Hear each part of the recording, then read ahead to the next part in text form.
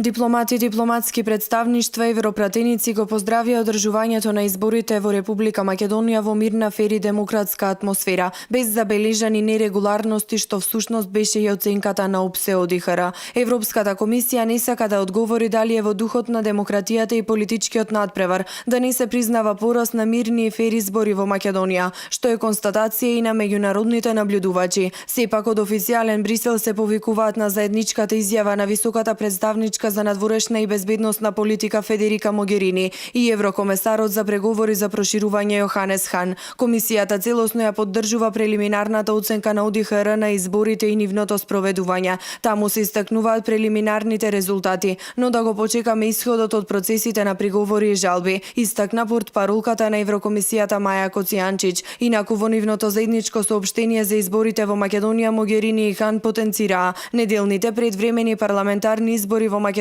минаа на мирен и уреден начин, со добар одзив на гласачите. Тие констатираа дека вонредните парламентарни избори се клучен елемент на договорот од Паржина и дека истите и нудат на земјата клучна можност за обнова на демократски конструктивен диалог, за надминување на долготрајната политичка криза и обединување зад заедничка цел на евроатлантските интеграции. Високата представничка на Унијата и еврокомесарот исто така побараа политичките партии во Македонија да действуваат на еден инклузивен начин, што вклучува активна парламентарна опозиција и динамично граѓанско општество. Македонија има јасен победник на парламентарните избори и лидерот на таа партија треба да добие мандат за формирање влада. Нешто друго ќе биде многу опасно и јасно кршење на волјата на мнозинството граѓани на Македонија. Ова го порача денеска пратеничката во Европскиот парламент Патриција Шулин. Македонија имаше успешен изборен ден без забележани нерегуларности, што беше нотирано и од страна на ОПСЕ ОДИХР, а истото потврдено и поздравено и од страна на Европската Унија. Ова е многу важно, па ниту една партија не може да тврди дека изборите биле наместени. Како резултат на тоа, сега македонците можат да започнат со процесот на заздравување и конечно да се стави крај на политичката криза која ја зафати земјата, вели Шулин.